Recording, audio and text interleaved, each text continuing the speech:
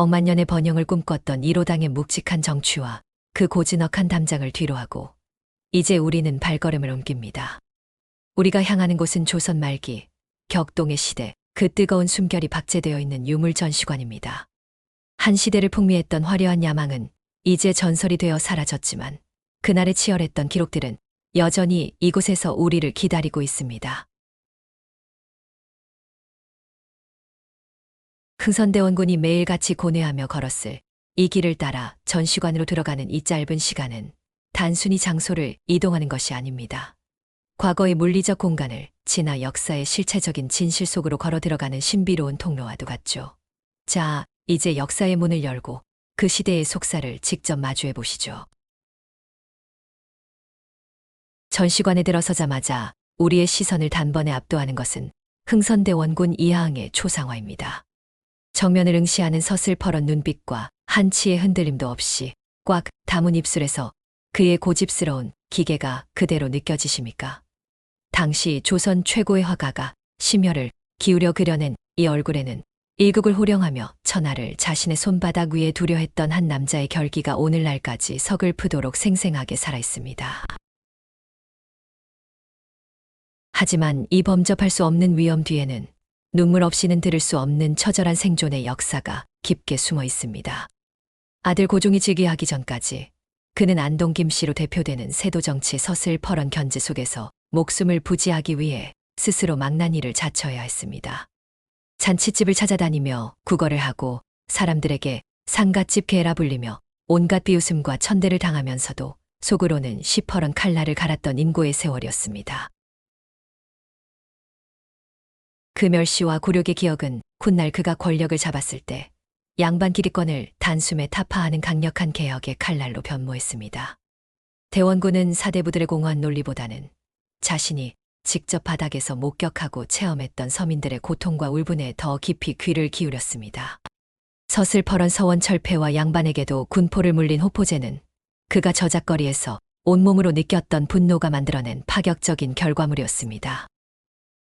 그러나 그의 강력한 리더십은 집단 지성이나 체계적인 시스템보다는 한 개인의 직관과 카리스마에 지나치게 의존했다는 치명적인 한계가 있었습니다.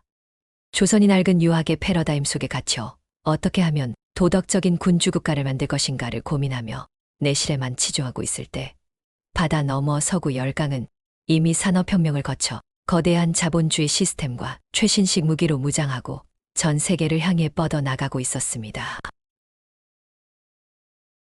이미 문명의 격차는 돌이킬 수 없을 정도로 벌어지고 있었습니다.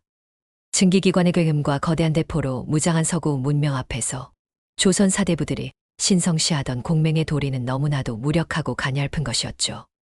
비슷한 시기 이웃나라 일본이 메이지 유신을 통해 국가의 패러다임을 통째로 바꾸며 세계화의 파도를 탔던 것과는 대조적으로 대원군은 조선의 빗장을 더욱 단단히 걸어 잠그는 고립의 길을 선택하고 말았습니다. 풍전등화의 위기 속에서 나라를 지키려 했던 그의 비장한 결단은 분명 존중받아야 할 진심이었을 것입니다. 하지만 변화하는 시대의 흐름을 읽지 못한 채 닫힌 문 안에서만 꿈꿨던 리더십은 결국 조선의 국군을 쇠락의 길로 이끄는 안타까운 결과를 초래했습니다. 이 초상화는 오늘을 사는 우리에게도 시대를 읽는 통찰력이 얼마나 중요한가라는 뼈아픈 질문을 던지고 있습니다. 자, 이제 발걸음을 옮겨 운현궁의 전체 배치도를 한번 자세히 보십시오. 지도를 보고 있으면 가슴 한구석이 아련해지지 않으십니까? 우리가 오늘 감탄하며 둘러본 건축물들은 사실 과거 전성기 시절 거대했던 운현궁 규모의 고작 3분의 1에 불과합니다. 한때 이곳은 궁궐의 위험을 능가하며 국왕이 수시로 드나들던 명실상부한 권력의 심장부였죠. 이 거대한 궁역의 나머지 3분의 2는 일제강점기의 의도적인 회철과 근대화 과정에서의 도시 개발이라는 모진 풍파 속에 사라져버렸습니다. 잃어버린 건물터 위에는 이제 현대식 빌딩들이 무심하게 들어서 우리 시야를 가로막고 있지만 이 배치도 위에는 여전히 대원군이 꿈꿨던 거대한 야망의 흔적이 세밀한 지도가 되어 우리를 기다리고 있습니다. 전시실 한편에 사모관대를 갖춰 입은 신하의 모형이 보입니다. 그런데 신하의 손에 공손히 들린 저 작은 막대기, 홀을 유심히 주목해 보십시오. 단순히 관직의 격식을 갖추기 위한 액세서리나 의례용 도구처럼 보이지만 여기에는 조선 왕실이 오랜 세월 다듬어온 아주 치밀하고도 놀라운 보안 설계가 숨겨져 있습니다. 당시 관복의 소매는 보시다시피 광수라고 하여 매우 넓고 길었습니다. 이 우아한 소매는 기품을 보여주려 했지만 동시에 단검이나 독침 같은 무기를 숨기기에 가장 안성맞춤인 장소이기도 했죠. 왕을 아련하는 신하가 반드시 두 손으로 홀을 받쳐 들게 한 것은 소매 속에서 갑자기 손을 빼 무기를 꺼낼 틈을 원천적으로 봉쇄하기 위함이었습니다. 양손이 홀을 쥐고 밖으로 노출되어 있어야만 임금의 안전이 보장되었던 것입니다.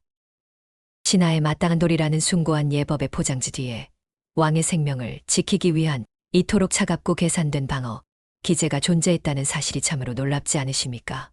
조선의 정치는 이렇듯 가장 우아하고 정갈한 예법의 형식을 빌려 권력의 중심부를 지키기 위한 가장 치열하고 철저한 생존의 법칙을 소리 없이 구현하고 있었습니다. 왕실의 혼례인 달에는 단순히 남녀의 만남을 넘어 나라의 기틀을 세우는 국가적 대사였습니다. 처운을 보내는 납치부터 첫날담을 치르는 동례까지 엄격하고 복잡한 용례의 과정을 거쳐야 했죠.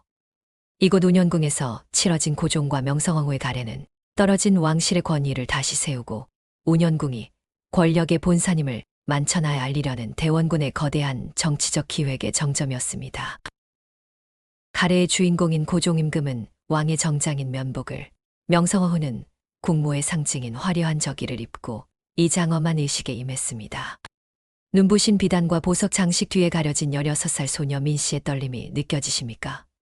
그녀는 훗날 자신과 조선의 운명을 송두리째 뒤흔들 비극적인 역사의 폭풍우를 이 화려한 옷을 입으며 조금이라도 짐작할 수 있었을까요?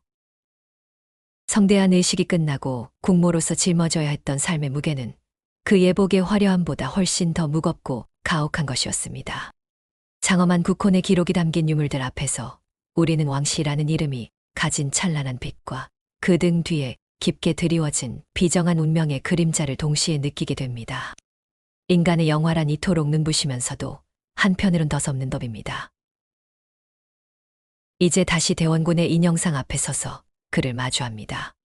서양 세력을 오랑캐로 규정하고 조선의 빗장을 더욱 거세게 잠갔던 그의 쇄국 정책.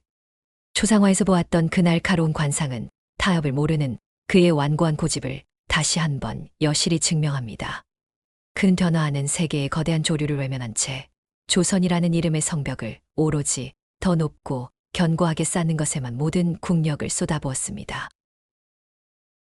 외국인 탐방객들이 궁금해했던 저 홀의 보안 비밀처럼 대원군은 오직 왕을 중심으로 한 수직적 질서와 유교적 가치만을 철저히 수호하려 했습니다.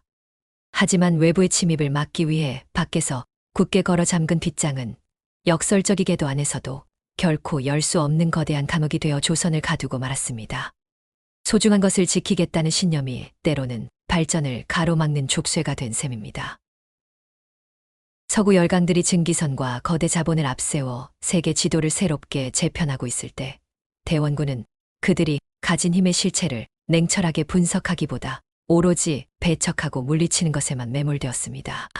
그것은 주권 수호를 위한 비장한 각오였음은 분명하지만 동시에 시대를 앞서가는 해안이 결여된 지도자의 한계이기도 했습니다.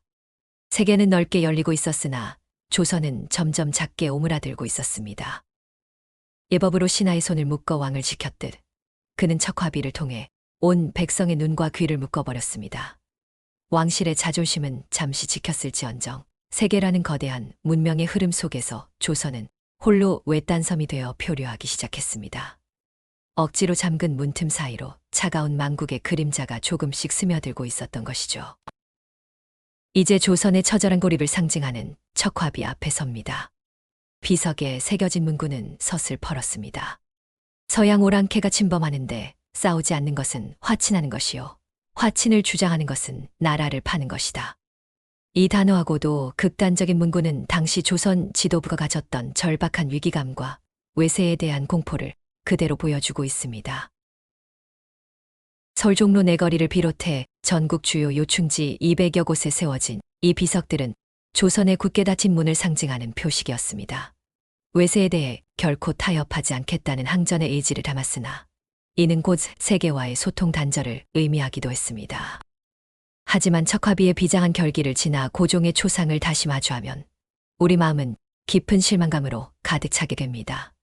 아버지 대원군이 나라의 문을 잠그고 결사항전을 다질 때 아들 고종은 국가 지도자로서 무능의 극치를 보여주었습니다. 나라의 존립이 풍전등화와 같았던 그 시기, 그는 자신의 안위와 화려한 삶에만 몰두했습니다. 온 나라 백성들이 극심한 가뭄과 곤주림에 허덕이며 죽어갈 때 그는 오로지 자신의 생일을 축하하기 위해 국가 예산의 무려 3분의 2에 달하는 막대한 비용을 단 며칠 만에 탕진해버렸습니다. 전국의 기생들을 서울로 불러올려 보름 동안이나 밤낮 없이 성대한 잔치를 벌이는 동안 조선의 국군은 이미 회복할 수 없는 벼랑 끝으로 무섭게 향하고 있었습니다.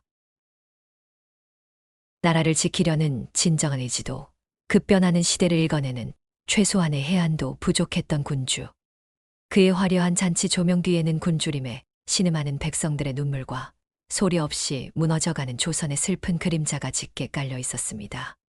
지도자 한 사람의 실책이 한 민족의 운명을 어떻게 뒤바꾸는지 우리는 이 공간에서 아프게 목격하게 됩니다.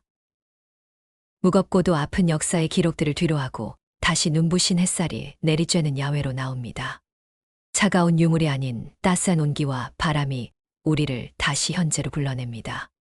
역사를 배우는 진정한 이유는 과거의 슬픔에 매몰되기 위함이 아니라 그 뼈아픈 실수를 거울 삼아 오늘을 점검하고 더 나은 내일을 준비하기 위함임을 다시 한번 가슴에 되새겨 봅니다. 이제 무거운 마음을 잠시 내려놓고 운현궁 출입구 옆 기획전시실로 발걸음을 옮겨봅니다. 이곳은 과거의 고통스러운 기록이 아닌 오늘을 사는 우리들의 소망이 담긴 현대 민화가 전시되고 있습니다. 수고했어요, 오늘도. 라는 전시의 제목이 거친 역사의 파도를 묵묵히 견뎌온 우리 조상들에게, 그리고 치열하게 오늘을 살아낸 우리 모두에게 건네는 따뜻한 위로처럼 다가옵니다. 민화 속에 담긴 해학적인 선과 정겨운 색채를 감상하며 어지러웠던 마음을 조용히 갈무리해 봅니다. 아픈 역사도 화려했던 야망도 모두 우리가 품고 가야 할 소중한 유산입니다. 자, 이제 운현궁에서의 모든 일정을 마칩니다. 우리는 이제 담장 넘어 또 다른 한국의 소리가 기다리고 있는 다음 여정지, 도남문 국악당을 향해 새로운 발걸음을 내디뎌 보겠습니다. 함께 해주셔서 감사합니다.